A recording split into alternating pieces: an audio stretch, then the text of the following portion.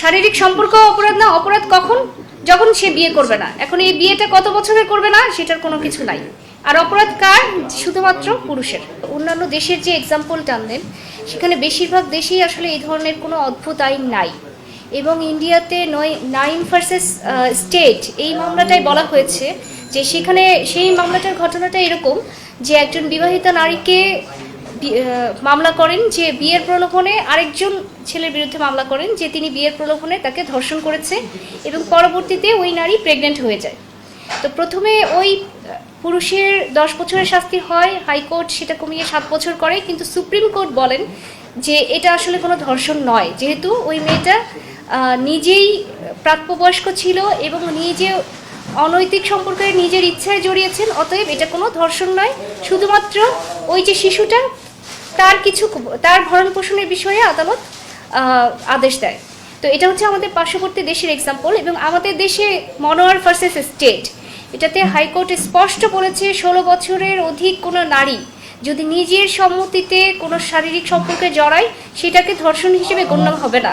অর্থাৎ এখানে কিন্তু আমাদের আদালতেরও বক্তব্য একেবারে সুস্পষ্ট রায়ের মাধ্যমে, এবং এটা আমাদের জন্য প্রেসিডেন্ট হিসেবে, অর্থাৎ এটা আমাদের জন্য binding upon the subordinate court. তো সেই ক্ষেত্রে এই যে মামলাগুলো নেওয়া হচ্ছে এবং মামলাগুলোর প্রসিডিংস চলছে, সবচেয়ে বড় বিষয় হচ্ছে এই নারী শিশু নির্যাতন দমন আইনে কিন্তু আছে উৎসবে খুশি হবে নগদে বেশি, কারণ ঘন্টায় ঘন্টায় আছে গিফট জেতার সুযোগ। যে ধর্ষিতার নাম, পরিচয়, ছবি প্রকাশ করা যাবে না। অর্থাৎ একটা রেপ কেস হলেই কে করতেছে সেটা কিন্তু প্রকাশ করার মধ্যে আইনে সুস্পষ্টভাবে আছে যে সেই নাম, পরিচয় প্রকাশ করা যাবে না। তাহলে প্রকাশ হবে কার? ধর্ষকের ছবি।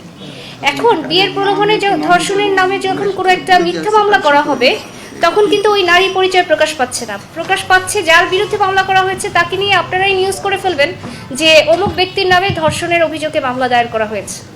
পরে সেই মামলার কি হবে হবে না সেটা তো পরের কথা।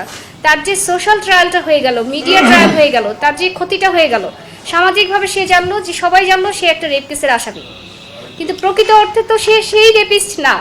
যারা জোরপূর্বক ধর্ষণ করে নারীকে, শিশুকে, সে কি সেই ধর্ষক?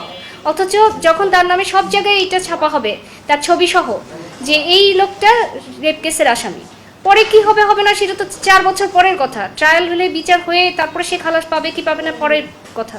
প্রথমে যে তার হয়রানিটা হলো, তার প্রথমে জামিন নিয়ে হয়রানি হবে, তারপরে সে বিভিন্ন জায়গায় দৌড়াবে, সামাজিকভাবে তার পিতামাতা অসম্মানিত হবে এবং সবাই বলবে যে তার ছেলে এই কাজ করছে। সেগুলি তো আসলে কখনোই পূরণ হওয়ার না। তাই আমরা এই ধরনের মামলার বিরুদ্ধে ভয়েস রেজ করতে চাই এবং আমরা বলতে চাই যে এই ধরনের মামলা যেন গ্রহণ করা না হয় কোনোভাবেই, যেহেতু এটা আসলে প্রকৃত অর্থে কোনো রেপ না। হ্যাঁ, আন্ডার 18 হলে তাকে যে কোনোভাবে সম্মতি নেওয়াটা, তার সম্মতি তো আসলে সম্মতি নয়, তাহলে আপনারা সেই মামলাগুলো নেন। কিন্তু অ্যাবভ 18 সেই বিষয়ে আইন প্রণেতাদের সুস্পষ্টভাবে বক্তব্য থাকা উচিত ছিল। কিন্তু তারা যেটা করলেন, তারা বললেন যে হ্যাঁ, সম্পর্ক থাকতে পারবে, তার আস্থাভাজন হলে তার সাথে প্রণয়ের সম্পর্ক থাকবে, যেই নতুন খসড়া আইনটা 2025 সালে, সেটা কি বলতেছি, কিন্তু সেটা কোনো অপরাধ না। শারীরিক সম্পর্ক অপরাধ না, অপরাধ কখন?